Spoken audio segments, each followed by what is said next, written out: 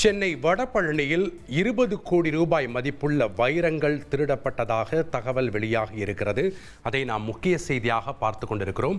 கூடுதல் விவரங்களை வழங்க இணைகிறார் செய்தியாளர் சாலமன். வணக்கம் சாலமன், இந்த சம்பவத்தின் முழு பின்னணி என்ன? இப்ப திருடரை கண்டுபிடிக்க என்ன நடவடிக்கை எடுக்கப்பட்டு வருது? விவரங்களை பதிவு பண்ணுங்க. சென்னை வடபழனியில இருக்கக்கூடிய நட்சத்திர ஓட்டல்ல வைர வியாபாரியை தாக்கி சுமார் 20 கோடி மதிப்பிலான வைர நகைகளை கொள்ளையர்கள் கவனத்தை திசை திருப்பி எடுத்து சென்றிருப்பதாக தகவலானது வெளியாகியுள்ளது. வடபழனி போலீசார் இது குறித்து விசாரணையானது நடத்தி வருகின்றனர்.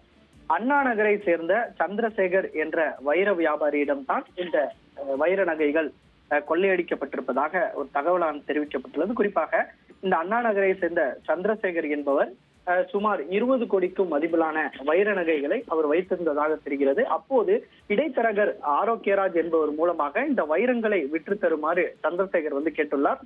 வைரங்களை வாங்குவதற்காக ராகுல் என்பவரை ஆரோக்கியராஜ் அறிமுகம் செய்து வைத்துள்ளார். இந்த நிலையில கடந்த 2 நாட்களுக்கு முன்னதாக சந்திரசேகரோட வீட்டுல, அண்ணா நகர்ல இருக்கக்கூடிய வீட்டுல இந்த வைர நகைகள் தொடர்பான எவ்வளவு பணம் என்பது தொடர்பான அவர் பேச்சுவார்த்தையை நடத்திவிட்டு அதன் பின்பாக தற்போது அந்த ராகுல் என்பவர் மூலமாக வந்த நபர்கள் வடபழனியில் இருக்கக்கூடிய இந்த தனியார் ஓட்டல்ல தங்கியிருந்ததாக தகவல் தெரிவிக்கப்பட்டு சந்திரசேகர் வைர நகைகளை எடுத்துக்கொண்டு இந்த வடபழனியில் இருக்கக்கூடிய ஓட்டலுக்கு வந்துள்ளார்.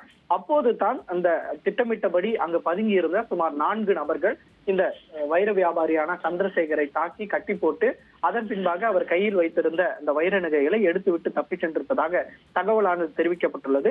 இதன் பின்பாக நீண்ட நேரமாக அந்த அறை திறக்கப்படாததால அந்த நட்சத்திர ஓட்டல் ஊழியர்கள் அந்த அறையை திறந்து பார்த்தபோது தான் கட்டி போட்டு அவர் இருந்ததாக தெரிகிறது.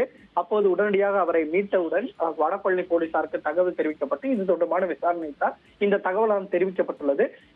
இவர் விசாரணையில 20 கோடி மதிப்பு வைர நகைகள் காணாமல் போயிருப்பதாக தெரிவித்துள்ளார். இருப்பினும் போலீசார் தீவிரமாக விசாரணை மேற்கொண்டு வருகிற மதிப்பு அவ்வளவுதானா அல்லது குறைவான மதிப்பை ஒரு உயர்த்தி கூறுகிறாரா என்ற கோணத்திலும் இந்த விசாரணையானது நடைபெற்று வருகிறது. இந்த கொள்ளையடிக்கப்பட்ட நகைகள் தொடர்பாக அங்க இருக்கக்கூடிய சிசிடிவி காட்சிகளை வைத்து தற்போது தனிப்படை அமைக்கப்பட்டு போலீசார் தீவிர விசாரணையில் இறங்கியுள்ளனர். நன்றி சாலமன், உங்களுடைய தகவல்களுக்கு.